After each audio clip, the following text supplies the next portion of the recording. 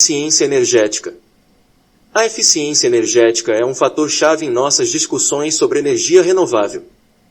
Eficiência é um termo frequentemente usado quando se discute energia. Por exemplo, eu tenho um carro eficiente, ou a eficiência média de uma usina elétrica movida a carvão é de cerca de 33%. Embora o termo seja muito usado, ele tem um significado específico. A eficiência energética é a quantidade de saída útil por unidade de entrada. A parte útil dessa definição é importante, pois a primeira lei da termodinâmica exige que toda a energia que entra em algo deve ir para algum lugar, seja ela útil ou inútil.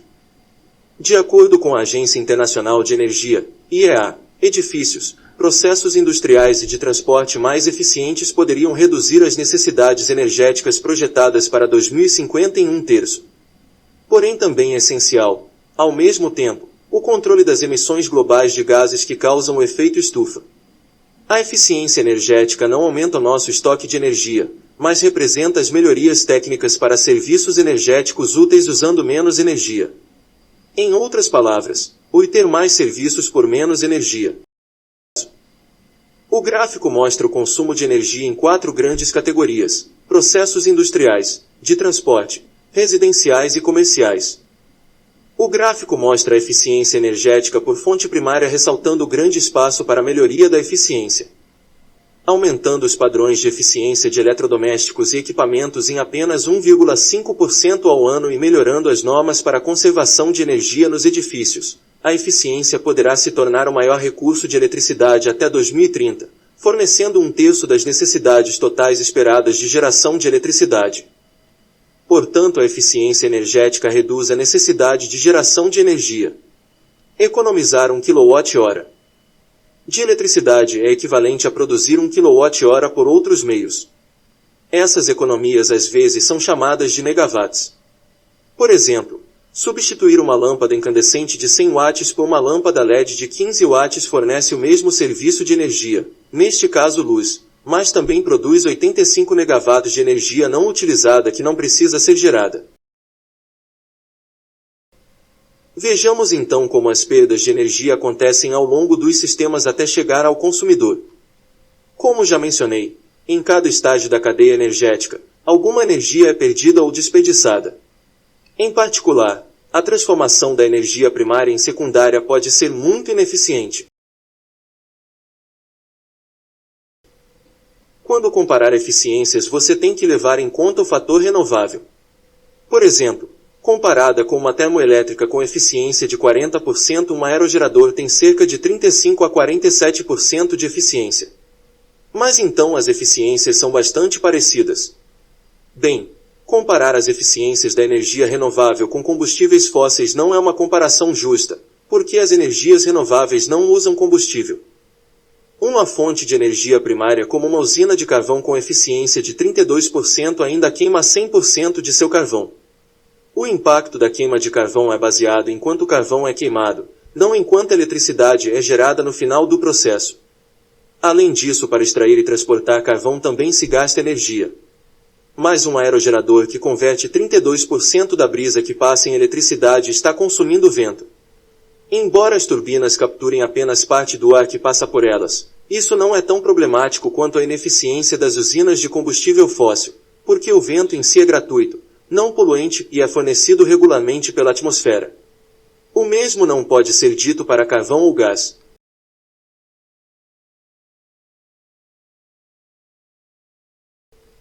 Os painéis solares variam de cerca de 18% a 25% de eficiência, com ganhos constantes em eficiência nos últimos anos.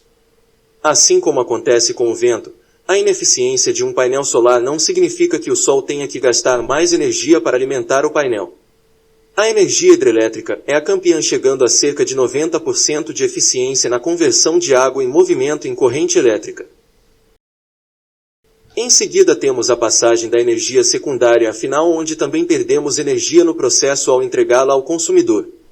Isso é a perda de transmissão e distribuição. Quando transportamos eletricidade de uma usina, energia secundária, para residências, energia final, por exemplo, perdemos parte ao transmiti-la através de linhas de transmissão. E finalmente a perda de energia da final para útil, pois que nenhum aparelho é completamente eficiente em fornecer apenas a saída desejada que queremos.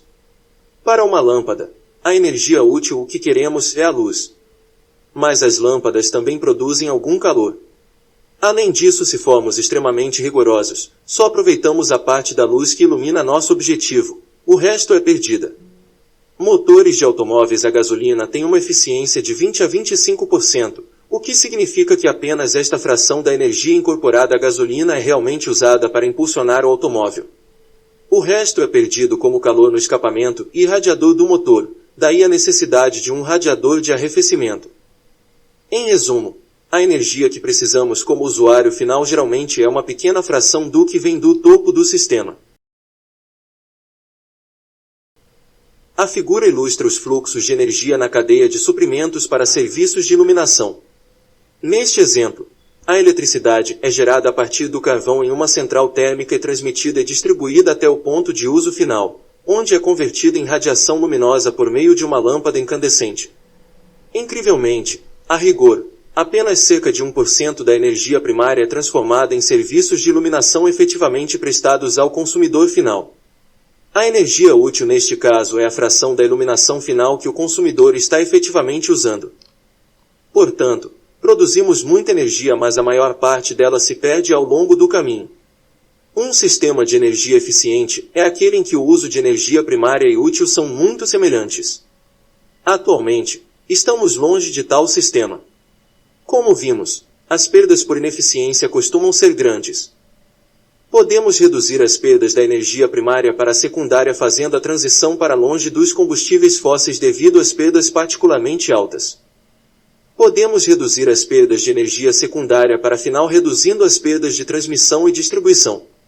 Isso significa criar redes de distribuição de energia mais eficazes, como redes elétricas mais integradas. Podemos reduzir as perdas de energia final para utilizável melhorando a eficiência dos aparelhos finais. As lâmpadas hoje são muito mais eficientes do que costumavam ser, pois elas convertem mais energia em luz e menos em calor. Os motores dos carros tornaram-se mais eficientes. Isso é especialmente verdadeiro para veículos elétricos, pois eles convertem muito mais energia final em energia cinética e perdem muito menos como calor. Em média, eles perdem apenas 15% a 20%, em comparação com perdas entre 64% e 75% em um motor a gasolina. Reduzir a demanda através da eficiência energética reduz a capacidade de geração necessária enquanto produz os mesmos níveis de energia, e com ao benefício adicional de menores emissões de gases de efeito estufa. A figura mostra a porcentagem de emissão de CO2 por setor da economia. Os cientistas entendem que tanto energia renovável e eficiência energética oferecem aproximadamente o mesmo e potencial de mitigação, mas apenas quando trabalham em sinergia. O Conselho Americano para uma Economia Energeticamente Eficiente, ACEI, divulgou um relatório que descreve as medidas que poderiam ajudar a reduzir drasticamente o desperdício de energia em 50% até 2050. Este gráfico mostra o cronograma das metas de redução de CO2 até 2050 por setor. Segundo especialistas, podem ser identificadas oportunidades e políticas para alcançar as economias necessárias para evitar uma catástrofe de mudança climática pela redução total das emissões de gases de efeito estufa até 2050 nos Estados Unidos. O transporte, que passará por uma transição para veículos elétricos, forneceria quase metade, 46%, das reduções de emissões, enquanto os edifícios forneceriam 1/3 e a indústria 1/5. A eficiência energética não é um programa ou uma tecnologia, é uma miríade de programas muito menores e milhares de tecnologias, grandes e pequenas. Por causa disso, é difícil articular o que fazer. A resposta para o que fazer variará muito de acordo com o setor, subsetor, instalação e indústria, tornando difícil falar objetivamente sobre o que fazer. Como exemplo desse desafio, esta ilustração da McKinsey & Company, uma grande empresa de consultoria, mostra uma variedade de ideias para eficiência energética em residências, comércio e indústria nos Estados Unidos em 2020. Na figura, as larguras das colunas representam o potencial de melhoria na eficiência energética e as alturas das colunas representam os custos relativos. Quanto mais baixa a coluna, menor será o custo daquela categoria, e quanto mais larga, mais energia pode ser economizada. A figura ilustra o potencial das opções disponíveis para economizar energia, como isolamento térmico de edifícios e uso de aparelhos mais eficientes ao substituir as fontes de energia convencionais. Este gráfico tem muitos detalhes, mas aqui estão dois exemplos. O primeiro são os sistemas industriais de gestão de energia, que são relativamente baratos, mas podem reduzir significativamente o consumo de energia. A. O outro exemplo é a melhoria energética da iluminação comercial. B. Entender como implementar cada uma dessas amplas melhorias de eficiência vai levar tempo, estudo e esforço consideráveis. Vemos que os desafios da eficiência energética são muitos. Os projetos de eficiência energética geralmente têm grandes despesas iniciais resultando em longos períodos de retorno, e pode ser difícil medir e monetizar a economia da eficiência. Os esforços de eficiência energética são muitas vezes tecnicamente complexos, exigindo experiência inicial em operações e manutenção contínuas, e mudanças na legislação são geralmente lentas. Esta breve discussão mal toca no complexo tema da eficiência energética. Mas devemos lembrar que, juntamente com as tecnologias de energia renovável, a eficiência energética é um componente igualmente importante para alcançar as metas de sustentabilidade energética de longo prazo.